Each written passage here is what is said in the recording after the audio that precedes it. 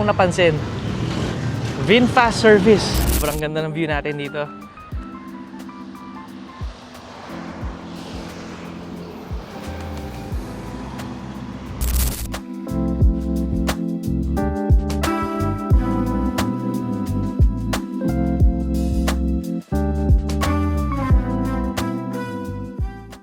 Ayun guys, so good morning. Pupunta tayo ngayon sa Morong Rizal to celebrate Father's Day. Very, tayo ngayon, relaxed day, chill day lang tayo. Umalis tayo guys sa bahay ng 95% nga pala. So 95%, so more or less 18%. So nasa around 78% or 77% tayo makakarating sa Morong Rizal. So hindi ko na full charge kagabi kasi mamadali, nakatulog agad. So yun guys, so tara, good morning. Samahan niyo ako. Happy Sunday sa inyong lahat.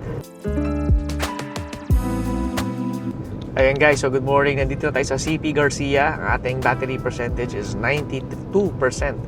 So 3% yung nabawas natin mula Quezon Avenue. So malapit na tayo sa Katipunan. Tapos after nun, hopefully wala naman traffic. Tapos kung medyo maaga tayo makauwi ngayon, try natin bumisita sa VinFast, Marcos Highway. Meron na raw bagong VinFast dealer sa Marcos Highway.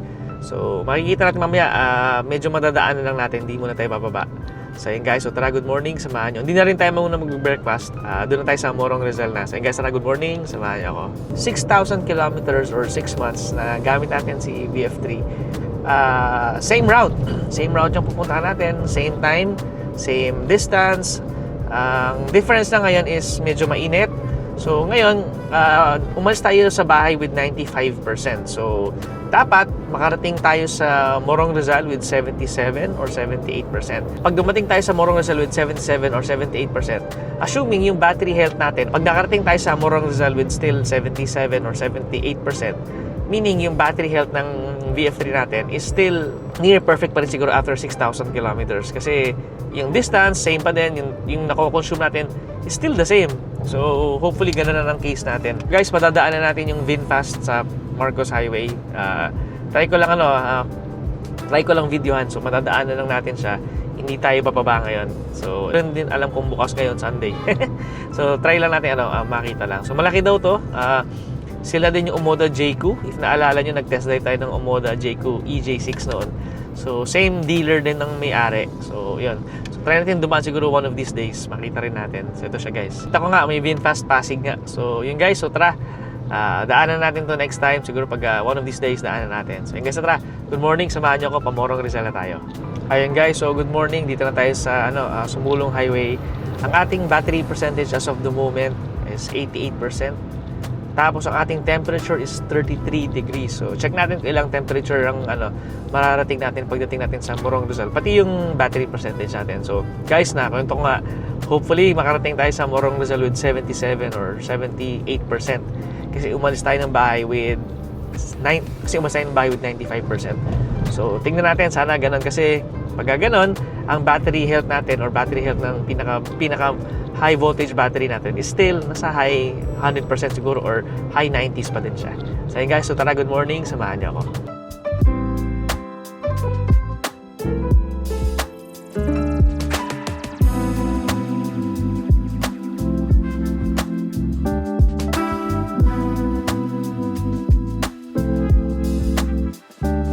Ayun guys, so good morning, nandito tayo sa Sumulong Highway. Meron ako nakita ng Wuling na Game Boy. So ito siya, sobrang cute, maliit din.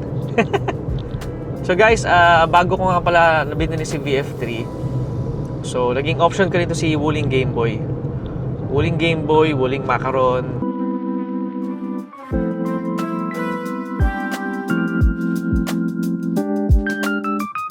Feel ko okay naman din si Wuling Game Boy. Yun nga lang, medyo naliitan lang ako sa itsura niya. Pero maganda. Feel ko matibay naman siya. Marami tayong nakikita din sa kalsada. Good morning. Kung di nga ako nagkakamali, ang Wuling Game Boy is around 300 plus kilometers yung kanyang range. So si Wuling Macaron, I think yun yung 170. And then si Game Boy is 300, more or less 300 kilometers siya. So si VF3 nasa gitna nung entry nila tsaka nung mid-range na EV, which is the Game Boy. So itong nakita natin Game Boy ito. Guys, so good morning, touchdown Robinsons Antipolo. Ang ating state of charge is 84%. So naka 11% tayo guys mula Quezon Avenue hanggang makarating tayo dito sa Robinsons Antipolo. Guys, medyo ano na tayo, 40 minutes away na tayo sa Morong Rizal. So buti na lang walang traffic Sunday, maluwag. So mukhang maabot natin yung goal natin na 78 to 77% na pagdating natin ng Morong Rizal. So yun guys, tara, good morning, samahan niyo ako.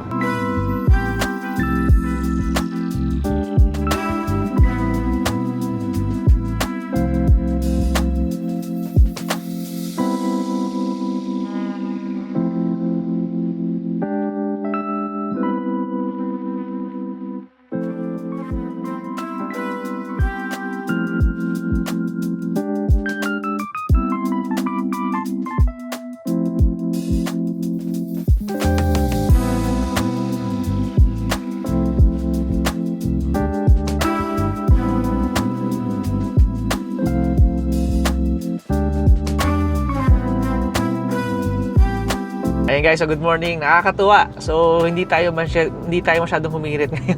So nakarating na tayo dito sa Morong Rizal with 79%. So guys, 16% lang. 16% lang yung nabawas natin. Mula bahay hanggang dito, 16% lang. Grabe. So nakasanayan ko na 18%, 19% ang lagi nababawas mula bahay simula nung day 1. Ngayon naging 16% pa kasi hindi ko siya hinirit talaga kasi sabi ko chill drive lang talaga tong Sunday na to. Kumbaga walang hirit. So nakakatuwa, 16%. Nandito na tayo, 79%. So yun guys, so sa tingin ko ang state of charge or state of health ng battery natin is still top 100 pa rin siguro or high 90 something pa din siya. Medyo hindi pa rin siya nababawasan after 6,000 kilometers. So good news, pero hopefully ma-test natin to scientifically mismo sa casa para ma-check yung battery health ng VF3 natin. So yun guys, nakakatuwa, 16% lang yung nabawas natin ngayon. Walang hirit. Sabi ko Sunday chill drive ngayon. Relax na drive lang. So ayun guys, good morning. Enjoy lang natin yung view papunta dito. Tapos ngayon, celebrate lang natin Father's Day. Kain lang tayo dito. Then yun guys, so tara, samahan nyo kami. Ayun guys, so good morning. Nandito na tayo sa Morong Rizal. Guys, sobrang init. So naka-park naman tayo na maayos. So ito si VF3. So guys, 6,000 kilometers na tayo and 16% lang yung nabawas natin nung umalis tayo ng bahay. Hindi tayo humirit, kaya medyo feel ko malaking tulong din siya. Pero kung medyo humirit tayo ng konti, siguro 18%. So 16% ang nabawas pa din natin. So guys, ang tingin ko ang battery health natin is still at 100% or high 90s pa din naman siya. So yun guys, so ito si VF3. And then, picturean lang natin guys bago tayo umikot. Sobrang ganda ng view natin dito.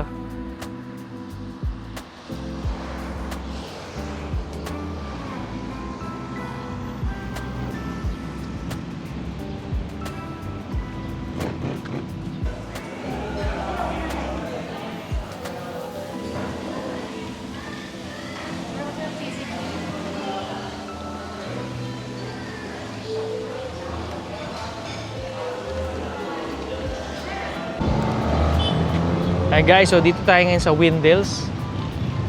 So nasa Tanay tayo guys, ito yung Windels restaurant. So guys, share ko lang sa inyo na pagka-park natin dito sa restaurant nila, merong akong napansin, VinFast service. So dala natin si VinFast ngayon. So hindi ko lang alam bakit may VinFast service dito. So ito si VinFast. So nakakatuwa guys. So aalamin natin bakit may VinFast service dito. Yan siya.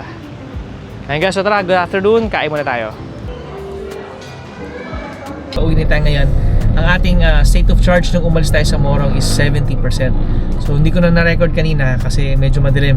So nandito tayo sa highway ngayon. Pabalik na tayo. So yun guys, good evening. Tara, samahan niyo ako. The next morning. Ayun guys, so good morning. Papunta tayo ngayon sa Admiral Hotel sa May Manila. So Skyway ang daan natin. So hopefully walang traffic. So meron lang tayong meeting sandali. Siguro 1 hour to 2 hours. Lunch meeting lang to. Then after nun, balik na tayo sa bahay ulit kasi mag-i-edit pa tayo. So yun guys, so kung napapansin nyo, different style of shooting na tayo ngayon guys. So naka-mount na siya. So hands-free. So maganda. At least wala tayong nahawakan na. And yung guys, so tara, good morning. Sabahan nyo ako. Meeting lang to sandali. Yung guys, so travel natin to Admiral Hotel is 11 kilometers. So more or less, umalis tayo sa bahay ng 100%. So, ang percentage is 11 kilometers ng biyahe. Siguro mga 6% na magagamit natin ngayon. So, Skyway ang daan natin. Hopefully, walang traffic. So, medyo ano lang, may build up lang ng konti. Pero yun guys, so tara, good morning. Samahan niyo ako. Tapos mamaya, kung hindi maulan at medyo maaraw, try natin magpa-car wash kasi matagal na tayo hindi nakapagpa-car wash since nag-uulan. Ano nga pala, ang future upgrades natin, isa na doon is yung update ng firmware. So, waiting tayo guys sa tawag ni Sir Carlos sa VinFast Alabang para dun sa firmware update. Kung pwede na tayo magpa-firmware update. So, ngayon wala pa, waiting lang tayo. So, yun yung mga kinakaabangan nating firmware update kasi maraming changes daw. So, once na nakapag-update tayo, i-videohan natin yung mga upgrades na nangyari.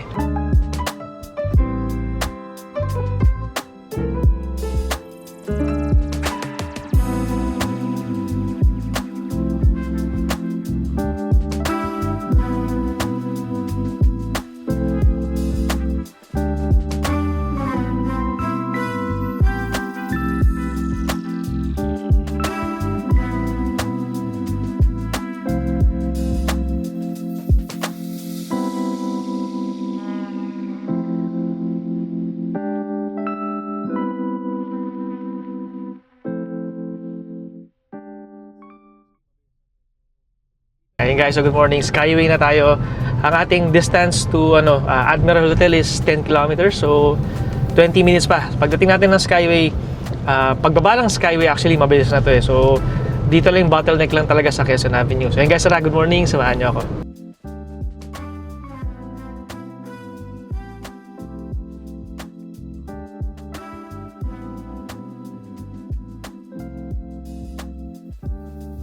Umuulan na naman. So, around 15 minutes na sa Admiral Hotel na tayo. So, yun guys. So, tara, good morning. Samahan niyo ako. Ayun guys. So, good morning. Nasa Quirino na tayo. So, guys, good afternoon. Dito na tayo sa Admiral Hotel. So, papunta tayo 9th floor. So, first time natin dito guys. So, yun guys. Sasamahan niyo ako. Lunch meeting lang naman to. So, I think 1 hour and a half lang. Ayun guys, tara. Na Admiral Club. Thanks for helping.